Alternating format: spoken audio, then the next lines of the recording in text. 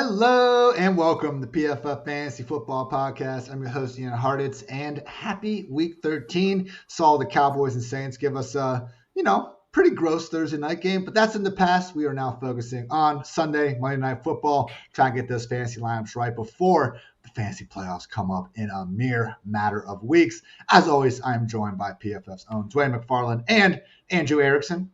Guys, how are you? Dwayne, you can say something first so we don't overlap like a bunch of fools. I am excellent and happy to not be overlapping. It's hard. You can't overlap when you have Andrew. Andrew always has his own original thoughts. There's no overlap. What are you talking about? Andrew, thoughts? Well, I was about to just tell everyone about how the top of my mouth hurts because I don't wait long enough for food to cool down. And I'm pretty sure I was bleeding at the top of my mouth. So that's how I'm doing on my Friday. I could just not wait to dive into this bomb ass flatbread that I made last night. It was just but apparently it was too hot for my entire body. It's not the direction I expected to go, but that's Andrew Erickson for you, ladies and gentlemen. As always, on this edition of the PFF Fantasy Football Podcast, we're going to be going through each and every fantasy relevant injury ahead of Sunday, just trying to let you know which guys are actually questionable and which guys you don't really need to worry about. So without further ado, let's get after it. Starting off at quarterback, Daniel Jones is out with a neck injury, which unironically will mean Mike Glennon is in at quarterback. Not considered a season-ending injury at the moment, but he could end up missing weeks. Andrew, going from Jones to Glennon, does that mean anything for you, or are we still looking at this offense as Saquon Barkley, and after that, good luck? Yeah, I took some time today to really dive into all the Mike Glennon splits to kind of figure out, okay, is this an advantage in any way, shape, or form for anyone like you had mentioned? So I think it actually does give a boost to Barkley in the receiving game. I rewatched that game that the Giants played, and they're just running Daniel Jones so much, on design runs, and he doesn't. You see Barkley kind of run, a little out route, and you're like, all right, here's a target coming his way, and it's not because it's Daniel Jones running play. So I think that Barkley, he's running a ton of routes. I think we could see him, flirt with 6 or 7 receptions in this game, especially because all of the Giants wide receivers are basically banged up. Again, if Sterling Shepard misses, I know Kadarius Toney's already ruled out. I think that Shepard is doubtful, as we'll get into. I think Kenny Galladay is kind of interesting a little bit more with Mike Glennon under center. We saw last year Mike Glennon kind of, again, he threw the ball deep to Colin Johnson. And if you look at the average depth of target of him last year, 8.8, we saw a top 15 in the league last year. Daniel Jones ranks 32nd in average depth of target this season. He's just checking the ball down constantly. He's not being aggressive, throwing the ball downfield. So I do think that if Kenny Galladay were ever to turn things around, I know that people are, scavenging the waiver wire for wide receivers. I got a lot of T.Y. Hilton questions this week. It's if Galladay's out there, you need to plug in somebody. I think that he is in a better spot, honestly, with Mike Glennon than he is with Daniel Jones. I think the other big takeaway is if you have defenses in your league, if you're into that kind of thing, go get Miami. They blitz more than just about anyone. That's going to be problematic against the giraffe known as Mike Glennon. I would just real quick, Ian, on the Barkley thing. Yeah, I would normally say that yes, that this would be a really good thing. The only problem is Miami runs man coverage almost half the time, more than any other team in the NFL. And wide receivers targets per route run, over the last 3 years versus man versus zone, there's a really big difference. So against zone coverage, not wide receiver, running back targets versus zone over the last 3 years, targets per route run, 22%, 20%, 21% versus man coverage drops down to 15, 14, and 14. So just something to think about with Barkley. Not as many targets when you're playing heavy man teams. Good point always, Mr. McFarland. We also got Kyla Murray listed as questionable with that ankle injury. He is officially a game time call per Cliff Kingsbury. Now, the thing with it, we had Rap Sheet report yesterday that Murray and DeAndre Hopkins, who is still dealing with that hamstring injury, were expected to play this week, barring a setback. So nothing about this Friday practice, indication seems to state that they suffered a setback of any kind. At the same time, they are once again listed as questionable. Kingsbury did make the point that they purposely been more cautious with both guys based on their obviously awesome win-loss record. Dwayne, I feel like they're going to suit up there. Are you with me? As things stand right now, I'm expecting Kyler and Hopkins to play. But luckily, it's at 1 o'clock, so even if I'm wrong, it's not the end of the world. I was just going to preface it with that just like no matter what we think, at least we'll get to hear early and we can adapt. We can adjust our lineups. It's not the dreaded typical, Arizona late game. So I tend to agree with you, Ian. I have not budged off of these guys like I have in previous weeks. I've got Hopkins right at, almost a wide receiver one. It's a tough wide receiver week. Plenty of running back options, which I know we'll talk about in a minute, but wide receivers are tougher this week. So are quarterbacks. So I haven't budged, and I've still got Kyler in my top three. If he does play, here's the one thing I'll say. We know they're being so cautious when they both do finally suit up, and due to their record and all the things, they don't have to play them. Like, I'm just going to have confidence in them. Whereas a couple weeks ago, I know, Andrew, you were like this too. It was like, man, and even if they play, it's like, I don't know that I want to trust Kyler Murray. I'm at the point now where I'm assuming when he plays, he's ready because they've waited. Yeah, and again, what Kingsbury was talking about, like being cautious with them with the way their win-loss record is at the moment, I would think once they are good enough to go out there 100%, let's get back to treating them as the ballers that they are. Another dual threat quarterback that is questionable, Jalen Hurst, with that ankle injury. We did have Nick Sirianni say that it was unknown if he's going to play. Thanks a lot, Nick. Always super helpful with the injury updates there. Andrew, it's a smash spot against the Jets, but as we know, so much of Jalen Hurts' fantasy value does come from his ability to run the ball. If he is active, are you still going the well with Jalen Hurts as a locked-in QB1? Or is this something where, if you have guys like a Russell Wilson, like a Derek Carr, maybe even a Carson Wentz, that you're trying to put them ahead of everyone's favorite fantasy football QB1? See, I don't know if I am. I think I'm still going to roll out Jalen Hurts. Again, I didn't really see him. I don't know when he banged up his ankle last week. I mean, he looked like he rushed for 77 yards. So it's not like if it had happened mid-game, it was really hard to notice. So I still think that the matchup is just too good. Like, he's playing arguably the worst defense in the NFL in the New York Jets, especially against the run. So, you have question marks about the availability of some of the running backs, as we'll get into. And who's to say that Jalen Hurts, all right, well, if I can't run, okay, then Jalen Hurts can dice up this defense through the air. This defense is not good. So I still think that Hurts, again, obviously coming off the bad week, it's kind of kind of encapsulating, all right, maybe I should bench Jalen Hurts this week, but I don't know. He's been so consistent. I'm not overly concerned about it. Yeah, it's a good point with those pass catchers, Devontae Smith and Dallas Goedert. We know those are the guys getting the targets unless they decide to, go make us all suffer through the Jalen Reagor experience again. But every week I have my Mismatch Manifesto article looking at some of the top mismatches in various parts of the game. And in terms of explosive pass plays, Eagles right up there with the Vikings, with the Raiders, and with the Buccaneers as truly the best matchups of the week, trying to get that ball down the field. Couple quick other quarterback notes. We got Justin Fields out with the ribs injury. They're calling him doubtful, but they've already announced Andy Dalton as the starter. And we also got Zach Wilson good to go, practicing full all week despite having the banged up knee. For the love of God, don't start Andy Dalton and Zach Wilson if you can help it in fantasy land. That's the type of hard-hitting analysis that you guys listen to the PFF Fantasy Football Podcast for. Final note before we move on to running back.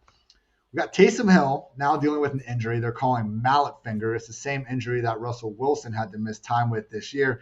It could require surgery, but it sounded like he's going to be trying to play through it. The fact that Aikman and Buck just seemed to not even really talk about the splint at all last night was very confusing to me. This thing, you're trying to throw a football with an injury to the middle finger on throwing hand. Guys, I've thrown one competitive football pass in my life. It got picked off. I am not a quarterback whisperer, but that does not seem ideal to me. Dwayne, if Taysom Hill is playing with a freaking splint on his middle finger in his right hand, I don't know that we can keep treating him as a top 12 quarterback. I'm really happy he got there last night, but this is problematic.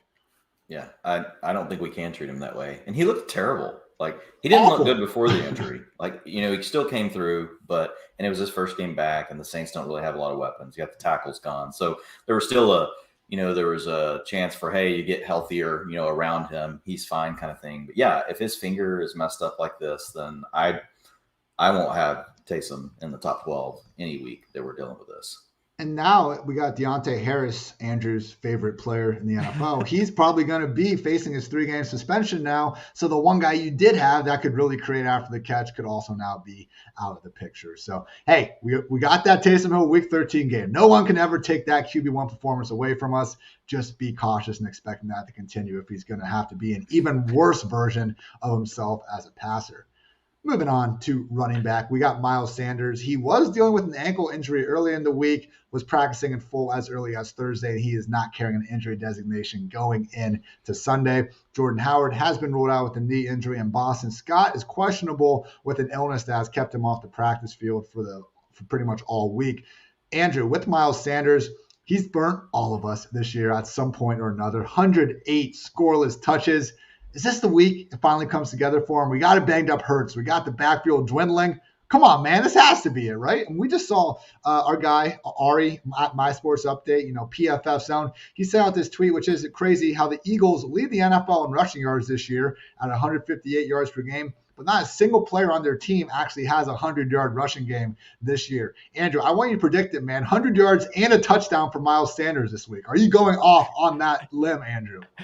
I don't know if he can do both. Like, it seems like it's really one or the other with Miles Sanders. Like, he just doesn't ever get any of the red zone touches. Like, it's always been all the other guys that have scored all the rushing touchdowns for the Eagles. So, yeah, if I have to bet on him going over 100 yards, I think that's probably a good bet here. Again, he was at, over 60 rushing yards last week in a good matchup. It's another good matchup against the Jets, as we talked about earlier. So, yeah, I think you're starting him. I think that he's an interesting guy to go back to in DFS because he was really chalky last week. And people, as we're going to get into, there's a ton of great running back plays this week. So if Miles Sanders is kind of forgotten about, it's like, oh, when we look back on the slate, Miles Sanders went off against the Jets. Like, no one's going to be surprised. So those are the things I try to look for when you're looking at, low projected players. No one's going to be surprised if he does have a massive game, kind of like you alluded to. So I think Miles Sanders is a locked and loaded, solid play this week.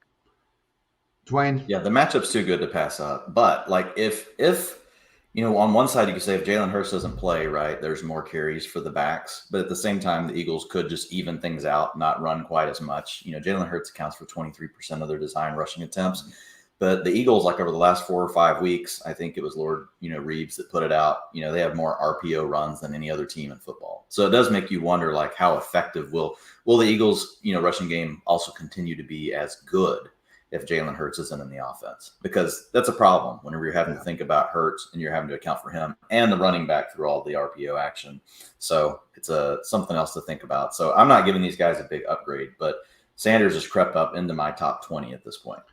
I got 4 names for you, Dwayne, to compare against Sanders. If you need to get your pencil and be inefficient about it, feel free. But would you start Sanders over Clyde Edwards-Helaire, Josh Jacobs, Myles Gaskin, Devontae Freeman? I would start him over all of those except for Myles Gaskin. Okay. I have him. I just moved him ahead earlier, ahead of Jacobs and ahead of Edwards-Helaire. I have Gaskin at 15, and I've got Sanders at 20. I think that sounds about right. Andrew, you in agreement? I'm a little bit lower on Sanders. I have him at 22 just because he's just a 0 in the passing game. Like, they just don't ever use him there. And then even Kenneth Gainwell, like, he'll see some snaps as the pass catcher. Even if Boston Scott, is limited or something. So that's the only reason I'm at 22. One of those running backs I just mentioned is popping up here. And this is just weird, everyone. Clyde Edwards-Helaire has a stomach flu. Andy Reid said he should be fine. But what the hell? Like, our simulation, messed up here, because last year on December 4th in week 13, heading into a Sunday night football game against the Broncos, Clyde Edwards-Helaire also didn't practice on Friday. He was again said to be fine, just sick, whatever. He ends up being active on Sunday night. Yeah, glitz. That was the word I was looking for. Thank you. Ends up only being active for emergency only purposes. So, these are 2 completely different things. Maybe it's just, back-to-back years, eating the Thanksgiving Day leftovers a little bit longer than he should have. But man, Dwayne, I don't feel great about this. Like, this is, we talk about this with certain teams where we have some teams that will put players out there on pitch count, snap counts, whatever you want to call them. Other teams only do it if they're 100%. Like, I would really hope that we get some better assurance on Clyde before Sunday night, because we know, at least we've seen it once, that the Chiefs are willing to fire him up, but only for emergency purposes. Right. And we did see just a couple of weeks ago, Lamar Jackson had a kind of just illness, a thing that we normally don't think is going to hold a player out of, a game. Normally we just think, well, they'll get an IV or whatever, right? And they'll get another one at halftime and they'll play. So yeah, you just kind of have to, I would like some assurances as well. I mean, right now I've got him inside my top 24, but you definitely need a pivot play, so you need like a Jerry Jeudy. Obviously, if you had Javonte Williams, you're already playing him over him. I guess maybe like a Cortland Sutton, something like that from that game that you would have to have available just to make yourself feel better. And it's not like, he's an easy player to go ahead and bench, in my opinion, Ian, if you have any other viable options that play in the early slate, just because Clyde hasn't done much, man. Like, he's not been like, this must start player. Basically, I look at him as a low-end flex option, every week on any of the teams where I do have him on my roster. I'm not excited about it. I'm always evaluating, should I play Clyde Edwards-Helaire or not? He's never just, set it and forget it. So I think if you're in a situation like that and you do have another option, just consider it a little bit harder than you would normally. And remember, we do have Patriots-Bills on Monday night where you can get, your That's Barnes, Myers, maybe Sanders, Beasley, Singletary. You can go get Brandon Bolden, Ian, Matt Breida. Really feel good about Breida's pretty much rostered in everything I'm in now, but Dalvin Cook will be out this week with a shoulder injury. Sure seems like it will be another one. Get Alexander Mattison in your lineups, even if there's a fire. Like, I don't even know if you people this week could give me the lineup in your 4-team league where somehow Cook isn't going to be in there. Maybe there are some guillotine leagues out there. Dwayne, we got a question on a guillotine league on our Twitter space. So, barring guillotine formats, I do think Mattison can be safely locked and loaded into each and every lineup. And the same goes for Sony Michel if Darrell Henderson ends up being ruled out. He didn't practice all week with the thigh injury, officially listed as questionable. This one is a little bit more tricky with the Jaguars and Rams not kicking off until 4:05. So please, Schefter, Rap Sheet, whoever, give us a little bit of words on Henderson before Sunday morning. We'll relay some more information about that when we are aware of it. But yeah, basically Henderson, if he's out, Sony is going to take his spot as an RB1. If Henderson's in, unless we get the dreaded pitch count report, we can continue to fire him up as a top 12 running back himself. We also have another starting running back out. His name is Deandre Swift, out at least this week with the shoulder injury. Dwayne, on our waiver wire show, man, we were kind of ahead on this where we brought up the point where this Lions team, if people haven't noticed, pretty terrible. They don't have anything to play for. Why are they going to trot out DeAndre Swift if he's not going to be at 100%? We're starting to hear reports that he might not be.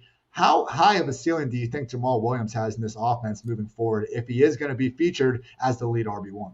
Yeah, I think the best way for us to talk about Jamal Williams is probably floor rather than ceiling, just with it being, the Lions.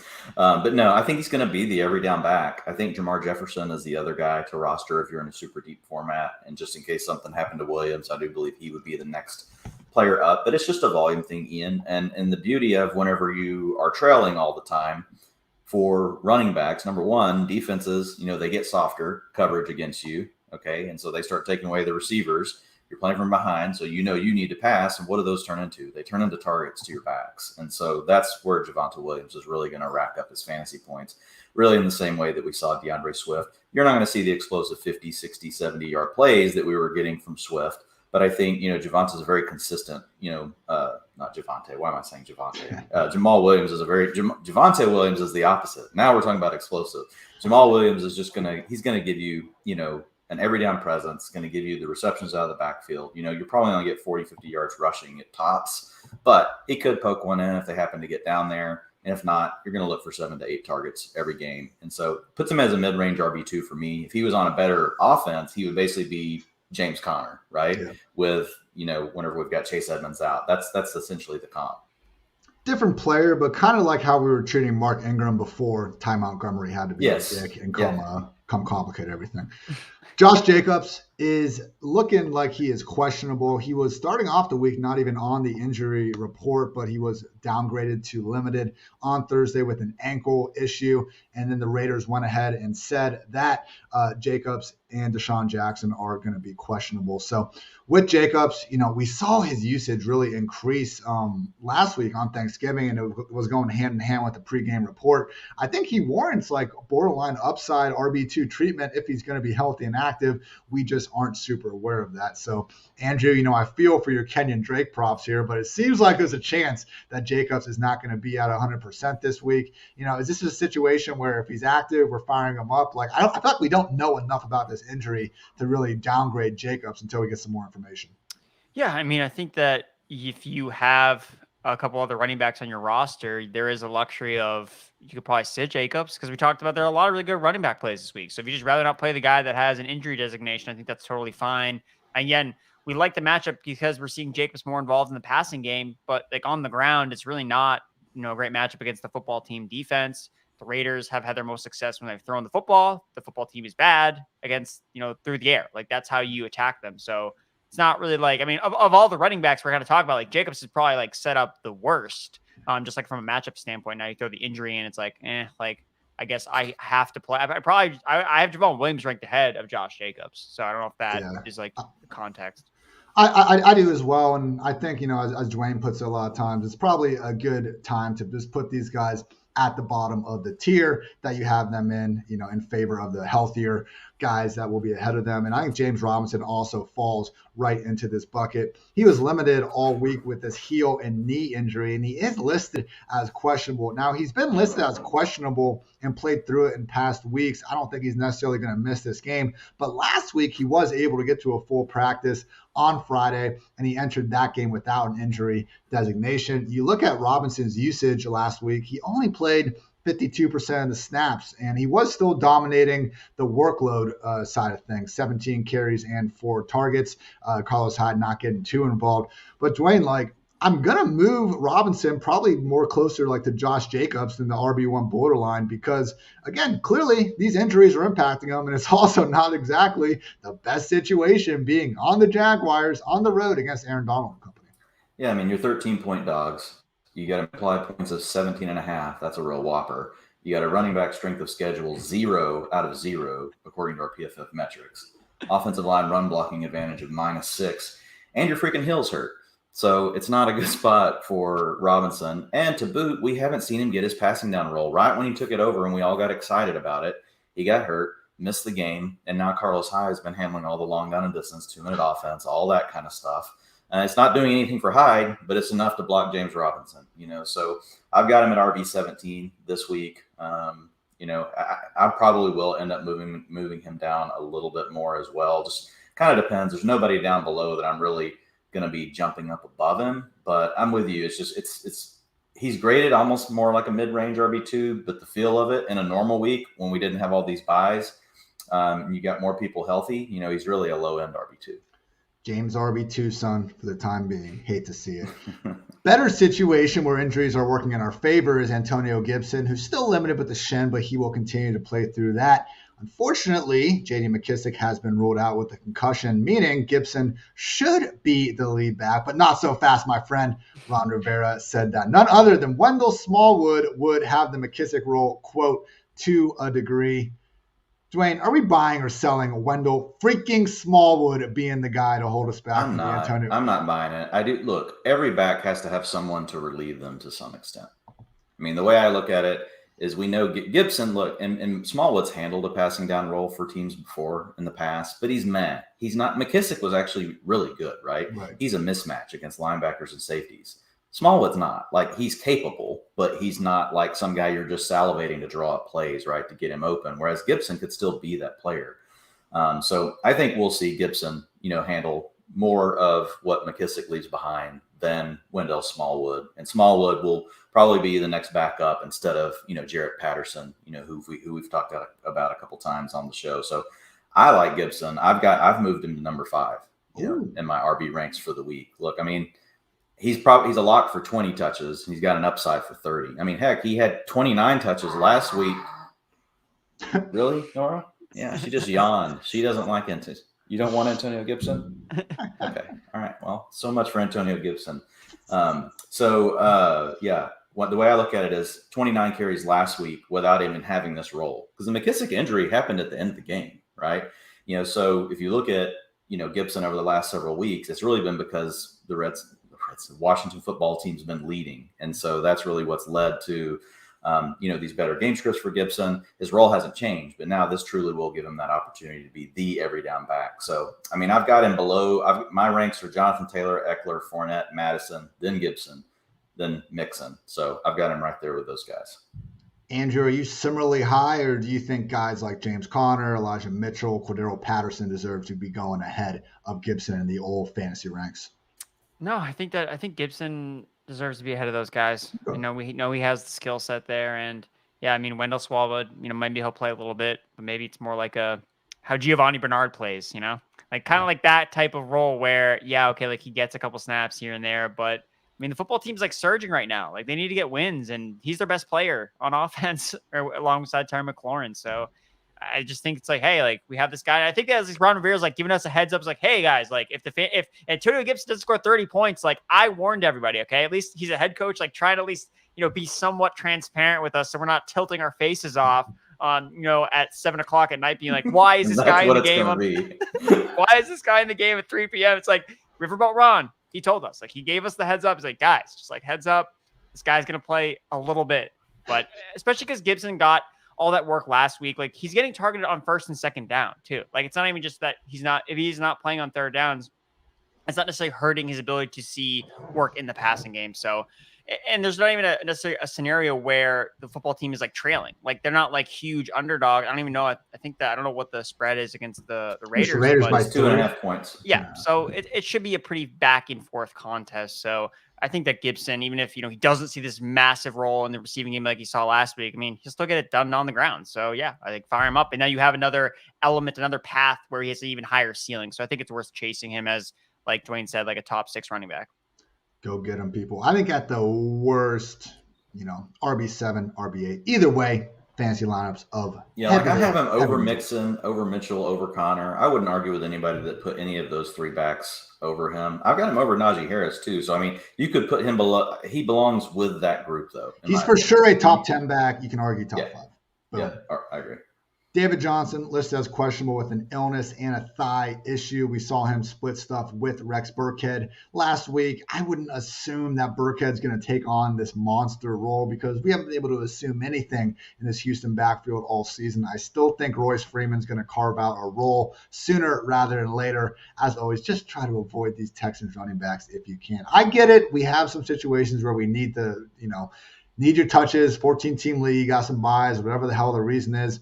But just realize our upside, even when the game script and the touches have worked out for these backs, they still haven't given us anything because the O-line isn't helping them and there's no scoring opportunities to go around. Helping matters for Myles Gaskin, and he was set up fine either way, but Phillip Lindsay is listed as doubtful with an ankle injury after the midweek downgrade. We talked about it, though, on our game preview podcast, how 10 of Lindsay's 12 carries had come in the second half anyway of that blowout. So Myles Gaskin, legit top 15, top 16 back. This week, we got Alex Collins a little banged up with the abdomen injury with Rashad Penny and Travis Homer coming back to full practices after missing last week. Of course, the Seahawks, in win-now mode after signing Adrian Peterson. So what are you going to do at running back? Stay the hell away from it if at all possible. Alex Collins is not a recommended start, and I cannot stress that enough. I mean, he's been the starter in Seattle and just can't even do anything, and now they got the guys coming back seemingly there to take his job. Final few notes. JaMychal Hastie is limited with an ankle. Maybe he comes back in and takes some pass down work. We're still feeling good about Elijah Mitchell, though. Chris Evans is doubtful for the Bengals with an ankle injury, meaning Samaj and Pirine should be the primary backup. And Brandon Bolden is limited with a knee. I think this has been something he's been dealing with week in and week out, though. Correct, Andrew? Yeah, this is classic Bill Belichick. Like, this guy's on the injury report every single week, so it doesn't matter. So he's going to play. The whole roster's questionable. So. Awesome. Thanks, Bill. Always much appreciated. All right, let's move on to some wide receiver stuff. Did we hit Melvin Gordon and I was just asleep? And that we could have. I was gonna say something about that too. Yeah, I thought this was like the dramatic closing section that Ian was saving. I thought he skipped it and he was going to do like a drum roll or something. And I thought I'd actually screwed it up by saying Javonte instead of my Jamal like earlier. 18 bullets, my 18 bullets of running backs to touch on. I did skip Melvin Gordon. That's why I got you guys here to make sure that we supply everything. So yes, Melvin Gordon listed as doubtful with the shoulder and seemingly more severe hip issues. Vic Fangio said he was 50-50, earlier in the week, but we've seen doubtful statuses. That means about 95% of the time you will be missing the game, which should open up Javonte Williams to be the RB1 we've all been begging him to be. Dwayne, we still have some people, namely PFF's own Nathan Yonke, trying to put some evil out there into the world, wondering. You think I choose violence? Even Evan Silva got him, man. Said Nate chose violence today. Wondering feeling it. If Mike Boone could still make this a two-back committee. God. What say you, Dwayne? Where are we ranking Javonte? I've waited all this time. Damn you to hell, Mike Boone. We're not doing it. And even if you take that role, I don't care. I'm putting Javonte in my top 10 this week. It's my one chance. It's our one chance, Andrew. What are you doing? You have to seize the day. That's what I was always told. Ian. Seize the day. Yeah, no, I think it makes a ton of sense here. It's like the only thing that could be more tilting than us losing out Antonio Gibson is on Sunday Night Football when we're all tilting our face off when Mike Boone is seeing like 10 carries. And we're like, what's going on? Like, we just had this happen twice in a row in back-to-back games. Like, fantasy Twitter might burn down. Like, there's a serious issue. So that could definitely be in play. But yeah, I think right now, I think it's worth it to be aggressive on him and make sure that you're finding a way to jam into your lineups. I mean, the guy's been a stud. We've all seen the broken tackle metrics, basically number one in PFF's database this year. He's been excellent. He's been also super involved in the receiving game. He's running more routes. So if they fall behind, I think that he's going to be in the game. So if they're trailing, I think he's going to be the one catching passes, whether Mike Boone's involved or not. I think he's going to be the guy that's going to be catching the dump off. So I think that Javonte Williams, I have him right now at RB 11. So I guess I'm not as aggressive as Dwayne, but I'm close. It's one of those. Hey, you got him in your top 12. You get to call him an RB1. Ian, where do you have him? Where's he going, Ian? I like RB11. I think that's fair. I'm not putting him ahead of my guy CPAT, but I think RB11. Man, I would start him over CPAT. But I'm starting over CPAT too. That's where I would have it, though. I think that's the line. CPAT line. David Montgomery started off so strong. He just keeps moving down my list this week. He gets the volume, but I worry about everything else. I'm putting him ahead of Montgomery. So yeah, that's where we are. The CPAT D-mount.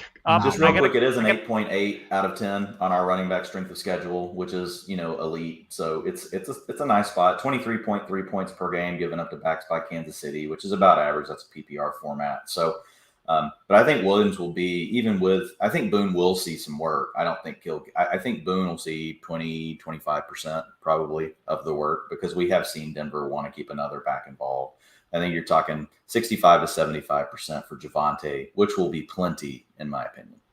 Andrew, what were you saying? We just got news that JaMychal Hastie is going to play.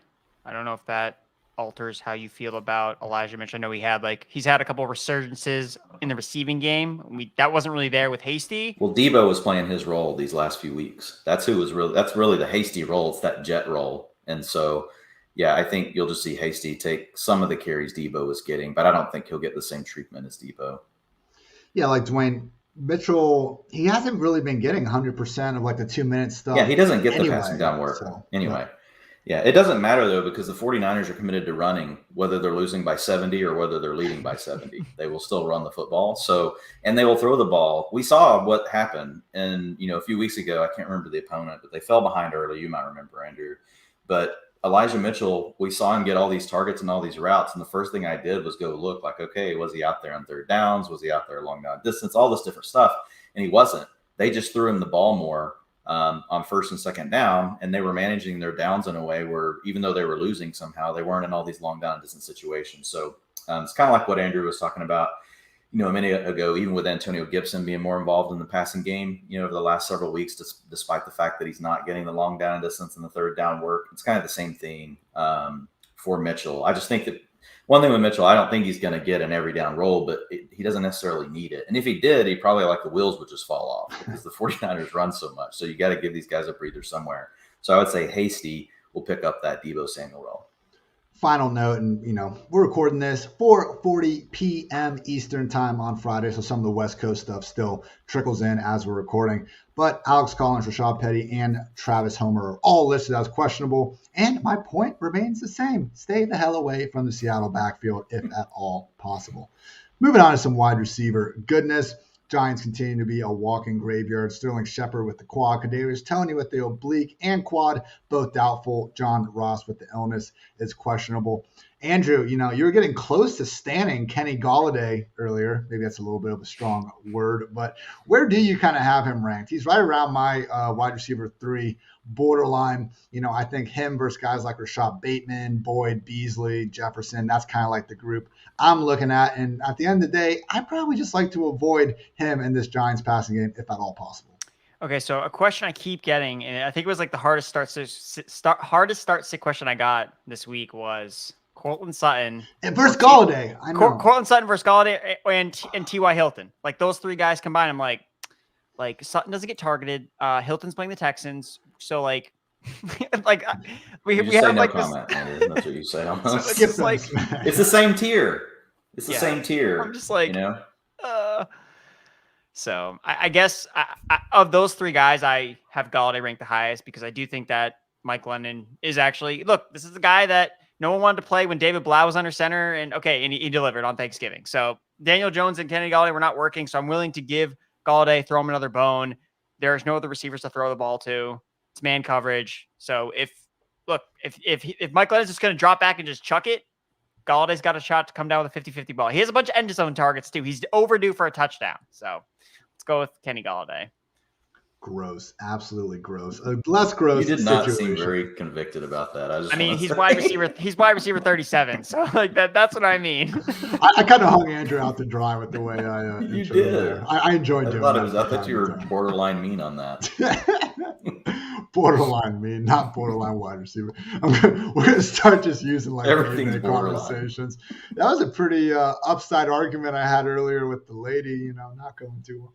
Deebo Samuel is out for at least this week with a groin injury, elevating Juwan Jennings into the starting offense. But as we all know, should just mean more condensed targets for George Kittle and Brandon Ayuk, who since he's been released from the Kyle Shanahan doghouse has gotten back to becoming sort of the upside wide receiver 2, wide receiver 3 that we all drafted him to be back in August.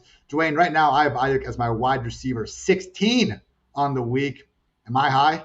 Or is that perfect? No, I've got him. I had him at 16, and I've got him at 18 right now. But he'll probably end up moving back up.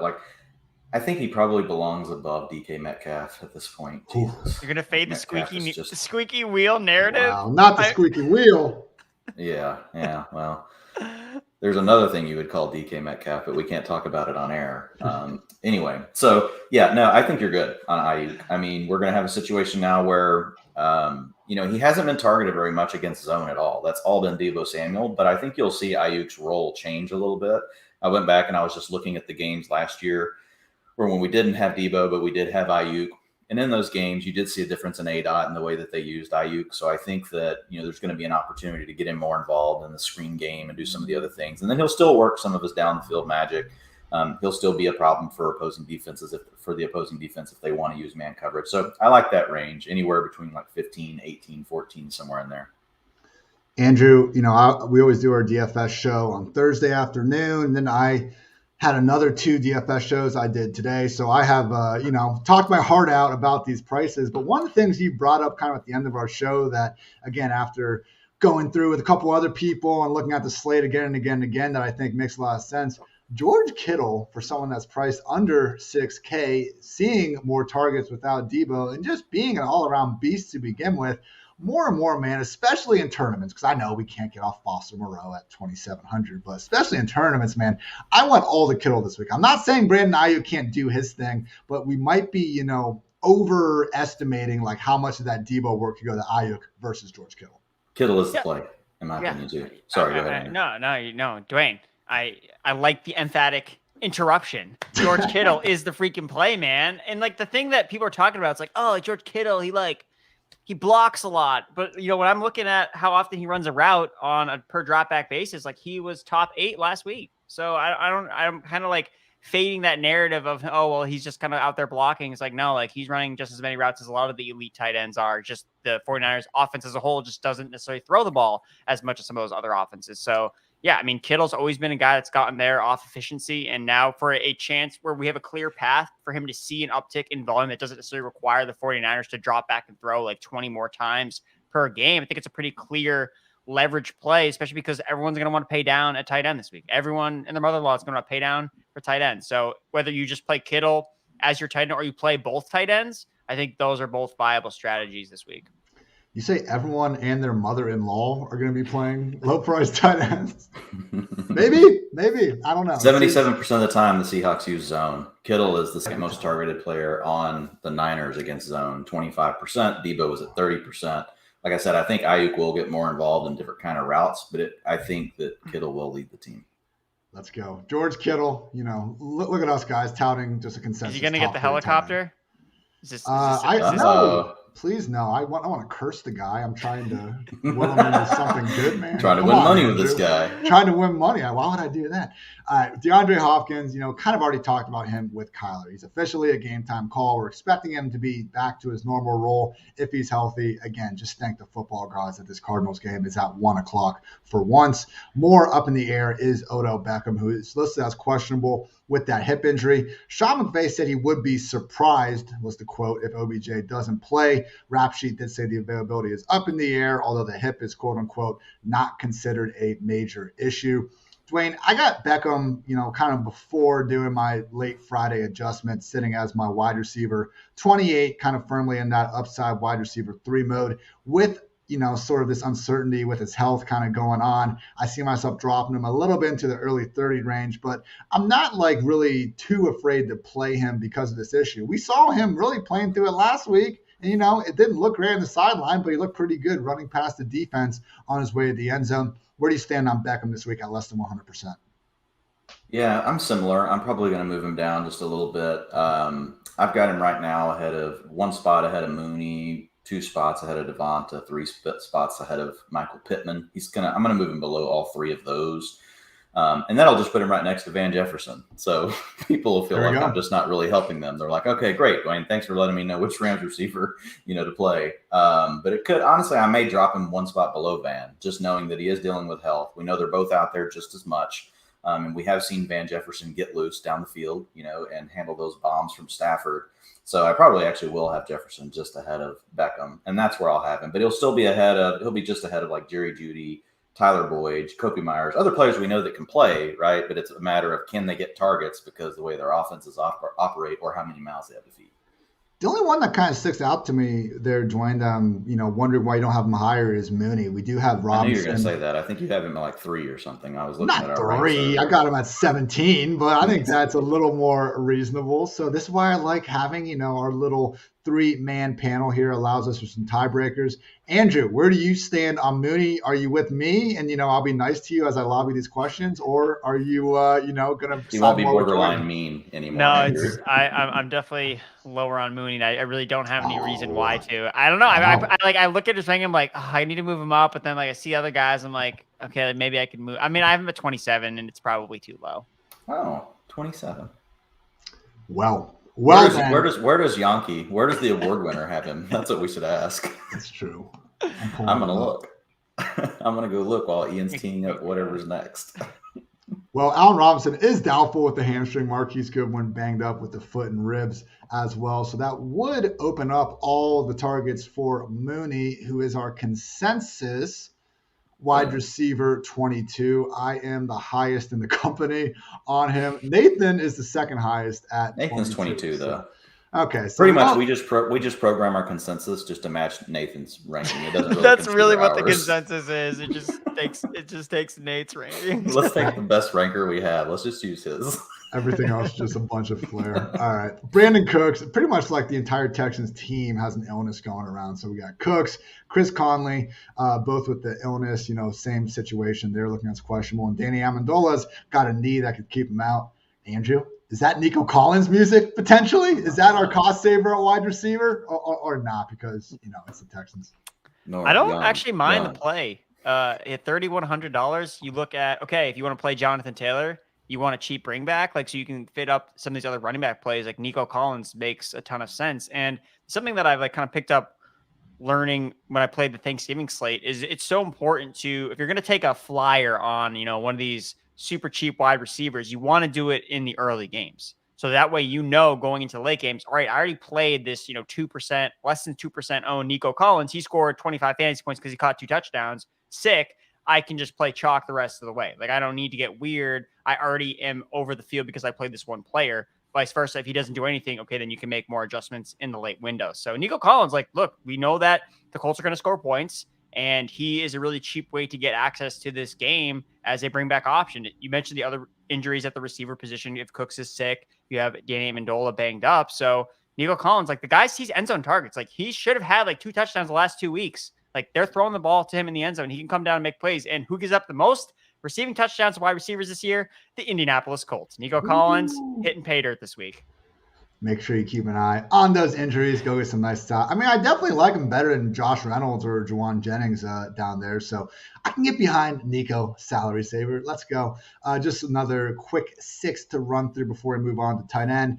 Antonio Brown, as you all heard, has been suspended 3 games for the fake vaccination card. He was planning on missing 2 games with the ankle injury. That made the whole, like when everyone's like, oh, great job, NFL and Tampa Bay, like really coming down hard on this guy. It's like, well, it's basically a 1-game suspension. I don't know about that, but whatever. Either way, he's out the next 3 weeks. Obviously, Godwin, Evans, Gronk, big boost for them. And really, I don't think we can use any of these other guys. Scotty Miller's back in the picture. Tyler Johnson's still there. And Brashad Perryman's been activated back to the active roster as well. So expect more of a rotation with those complementary pieces and just more of a focus on getting the top guys involved. We got Deshawn Jackson, seemingly listed as questionable, but it's because of a calf injury that has been deemed not too serious. At a minimum, though, this does kind of scare me off, trusting him as that best case, wide receiver 4, wide receiver 3 we were hoping for, because even in that Cowboys game, he wasn't playing a full-time role. Like, they still want Zay Jones out there for a good chunk. I would think after he suffered this calf injury on Thursday, they're not going to be increasing the snaps too much for this week. I mean, that's Djax, he doesn't do much, and he gets off his couch once a year or two and just blows up against the Cowboys in a primetime game. Also got Chase Claypool. He's good to go with the toe injury. He continues to gut through. Curtis Samuel, listed as questionable with the groin after being limited all week, but he is expected to play through it. Just don't expect him to have enough snaps, enough targets to really be a usable fantasy asset yet. Ravens got Devin Duvernay and Boykin banged up with thigh and finger injuries. We really don't care. I'm not sure why I wrote them down on here. And really, that could help Bateman. That'll help Bateman a little bit. If Duvernay misses, because he and Sammy have been rotating, but Duvernay's been part of the rotation getting slot work. So we could see that open up a little bit more for Bateman. Let me see if we got their fun. That's why you wrote it down, Ian, because you're there. We go. I appreciate you helping me out. Borderline. Good guy. Yes, I love this. All right. Well, Duvernay is actually practicing full, so he doesn't even have a vaccination. So screw me and everything I stand for. Hey, I do like Claypool. Just real quick this week, like it's a solid matchup with the Ravens. You're going to get plenty of man coverage whenever they play man. 30% targets per route run to freaking Mr. Chase Claypool. Deontay is always still king. You can't take a king status away from a king, but you get the shots down the field. You come up with a big play. I like Claypool this weekend, and then you can turn around and bring it back with Marquis Brown, who gets 26% target rate against zone. Guess who plays zone all the damn time? Pittsburgh Steelers. Boom. Sorry, I don't like it. I love it. Great call, Dwayne. Finally, most importantly, Auden Tate not looking good to play with the calf injury. Bengals only 2-2 without Auden on the field this year. Get better on Tate. The best number 4 wide receiver in the NFL, because Tim Patrick's number 3, so I don't want to hear it, Broncos fans. That's my guy on Tate now. Moving on to more important things, maybe at tight end. Kyle Rudolph, questionable with the ankle injury. Evan Ingram couldn't do it anyway last week. Please, again, just avoid this Giants pass. We went through all this stuff last week, and we were like, if Evan Ingram can't do it this week, he's never going to do it. He didn't do it. So here we are, week 13, and Ingram is dead to us from a fantasy perspective. But a man who is not dead to us is Logan Thomas, who, he's listed as limited this week. I think that's just because they're still managing him coming off the IR from the hamstring injury. It wasn't like he was full last week. We didn't get his practice participation last week because he was still on the IR. He should have had a touchdown. I still don't know how it wasn't scored a touchdown. Seems like he should be playing between 80 and 100% snaps. But, Dwayne, I did see that Ricky Seals-Jones was limited all week with this hip issue. If we get RSJ and Logan Thomas back, do you think it's Logan Thomas full-time, or is this enough of a concern that maybe we should get off him for a week? I think it's enough of a concern that I just, anytime you got two players that are not fully healthy and you get a third tight end, we know that they could use a little bit too in Bates. I think it could be more of a rotation, and I'd rather see, 1 week. If you're in a really deep format, and let's say you've been holding Thomas and you just don't like who your other option is, and, it's kind of more of a coin flip thing for you, then fine, you can go with Thomas. But overall in the ranks, I'm going to drop Logan Thomas down a little bit. I think that's more than warranted. Really, two of the major tight end storylines this week was Pat Freiermuth in the concussion protocol. He practiced in full all week and is good to go, no designation. And Darren Waller out with this knee and back injury, leading the way to everyone's streamer, Foster Moreau, dominating the headlines. Andrew, Freiermuth versus Moreau, who you got and why? Let me see. I have Freiermuth ranked at 7 and Foster Moreau ranked at 9. So I'm going to give the edge to Freiermuth. The dude has been the best rookie tight end this year. I don't think they really need more words than that. And his matchup is excellent. The Ravens are one of the worst teams against tight ends this season, whereas the matchup isn't really necessarily there for Moreau. And look, I think that Pat Freiermuth is better right now at this point. So I'm going to go with him. I, too, have Freiermuth ahead of Moreau, tight end 9 and tight end 12, respectively. Dwayne, 3 for 3, Freiermuth over Moreau? Yep, I have Freiermuth at 10, and I have Foster Moreau at 13. It would have been so awkward if not. Man, avoided a real bomb there. Cole Kmet with the groin. We'll see. I think he is going to be suiting up. If not, Jimmy Graham and his no trade clause could see a little bit more of a role. And Jack Doyle listed as questionable with that knee. I think they're just managing him. Either way, he practiced in full on Friday. Fully expect him to continue splitting reps with Mo Alley Cox and Kylan Grayson. Just don't play Colts tight ends and accept that they're going to have a big game every now and again. Real quick, some other defensive injuries and things of that nature. TJ Watt seems to be out with COVID. Pittsburgh missing a lot of starters on defense once again. Patrick Peterson is questionable on the COVID list. Even if he plays, I don't care. Minnesota is the only team in the league without a single cornerback graded inside of PFF's top 80 coverage corners. Ravens cornerback Jimmy Smith, questionable with an ankle injury. Giants quarterback Adoree Jackson out with the quad. Bucks getting some reinforcements in the form of Carlton Davis, who was activated from IR. He's missed a ton of time with the quad issue. And finally, Cardinals cornerback Byron Murphy, questionable with a foot injury. Obviously could be good news for Darnell Mooney if he ends up missing time. Dwayne, anything here that sticks out to you? No, not really. Kmet has been, pretty steadily involved in these games whenever he's been out there. He's only come through in the box score one time. But so I think it's, moving to limited. We'll see if he plays. But it's just enough that it's I'm going to try to steer away from him if I can. Doyle, even though he's back, it doesn't matter. He played 50% of the route. He was out for 50% of the routes. It's still a rotation. It was just kind of a luck thing. Everything, just the way the game worked out. A lot of the targets went to Jack Doyle. But I think he could easily donut you this weekend or just give you a 2 for 10 type thing. Andrew, final thoughts on that list? I also noticed that Marlon Humphrey is also questionable for the Ravens. I just think that this Ravens-Steelers game is going to there's got a lot of points in this game. I think that both defenses have just really been really underwhelming this year. Talked about Watt being on the COVID list. Their Ravens are banged up in their secondary. Their secondary also gives up so many big plays. And, we talked about Chase Claypool. We talked about Deontay Johnson, Pat Freiermuth. I get Big Ben's not good. And that's going to keep people from wanting to attack this game in DFS. But just Lamar Jackson, and there are going to be points scored in this Ravens-Steelers game. This is not going to be a classic AFC North slugfest where it's two defenses. It's offenses are showing up in this game. I think there's going to be a lot of points. Yeah, I like that call. More and more warming to Claypool, particularly in those DFS tourneys. Final note that just came through. Odell Beckham at the podium said he expects to play Sunday, quote unquote, been through worse. So look for OBJ to get out there as an upside wide receiver 3. Keep on balling, OBJ. I think that is about going to wrap it up, guys. Quickly looking through some of the headlines, but I think we are good. Darrell Henderson was limited on Friday, so that's pretty important for him to at least get on the practice field for a day. Yeah, I think that's going to about wrap it up. What about Boston, Did we talked about Boston Scott? Well, we talked about Miles Sanders. We didn't really talk about Scott like himself. I was going to wonder, like, please don't play Scott, people. Right? Yeah. Where do you guys have him though? If you have Hurts out and if you have Scott active with Miles Sanders, I mean, it's going to be like a 60-40 thing against the Jets. I think to me that makes Scott like an upside RB3. Yeah, I don't hate Scott either, really. I mean, like, he gets a lot of work in the red zone. He gets more passing work than Miles Sanders does. Like, they just like don't throw the ball to Miles Sanders like ever. Like, so I mean, borderline don't like Miles Sanders. Yeah. I could go RB31. Anything past that, I think I'm gonna get upset. Also, Ian. So if there's no Jalen Hurts, is Minshew? You just jam him in DFS cash lineups? Gardner Minshew? No, I don't think so, man. What are we doing that for? He's playing the Jets.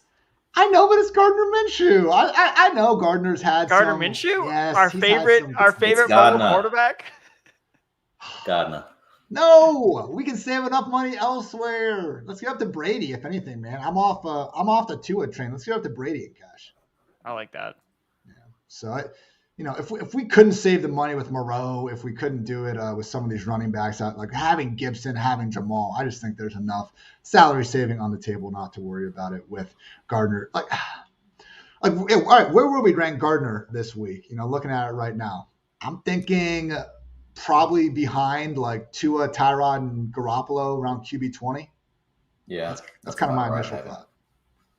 Andrew's gonna be like QB 6. QB6.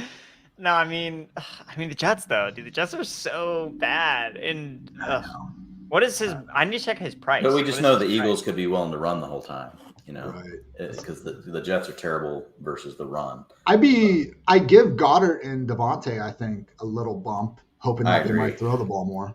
Yeah, Minshew's only 4K, so it's just he doesn't have to do much, like. Just saying, he's 4K. All right, before we go any further down a Gardner Minshew hype wormhole, we're going to get out of here. Thank you, everyone, for tuning in to PFF Fantasy Football Podcast. And everyone, I just want to invite you to maybe save some money as I pull up our ad reads I probably should have had open earlier, because we are offering a great deal. I hope we still are. Load, you stupid thing. Because everyone, you can get 40% off any PFF subscription if you use code CYBER40. All of our locked article content, weekly player rankings, straight to schedule tool, betting dashboards, all that and much more. Again, support the pod and use promo code CYBER40 for 40% off any sub. And also, Fantrax, everyone, their free fantasy football league manager is the most customizable, easy to use, and feature-rich platform in the entire industry. PFF has been playing our leagues on Fantrax this season. You can set up your leagues exactly the way you want. Get rid of kickers and defenses without a problem. Complete multi-team trades, or even be able to trade fab or future year picks. All of that for free for you fantasy hockey, basketball, baseball fans. Season's fast approaching, already began, so be sure to create a new league or bring over those existing leagues to Fantrax. They are giving away signed jerseys to a few lucky fans, so sign up now at fantrax.com/PFF to be eligible. And also, you can download the DraftKings Sportsbook app now. Use promo code PFF to bet $1 on any team to score that next week in the NFL and win $100 in free bets. If they score, you score. Promo code PFF this week at DraftKings Sportsbook, an official sports betting partner of the NFL. Must be 21 or older. New Jersey, Indiana, or Pennsylvania. Only new customers only. Minimum $5 deposit, $1 wager, one per customer. Restrictions apply. See Jackson.com/sports for details. Gambling problem, call 1-800-GAMBLER. And as always, shout out to our friends over at Western and Southern. You can submit questions for Chris Collinsworth to answer on his podcast and on Western and Southern's Instagram. Whether it's Chris's old playing days, behind the scenes with Allen Sunday Night Football, maybe a need to know about your financial future. You can submit those questions at westernsouthern.com/askchris. One more time, that's westernsouthern.com/askchris. If you're watching on YouTube, check out the link in the description below. Remember, Western Southern, you can rest assured on game day. And that's going to wrap up this edition of the PFF Fantasy Football Podcast. For Dwayne, for Andrew, I'm Ian. Thank you as always for tuning in. Until next time, take care, everybody.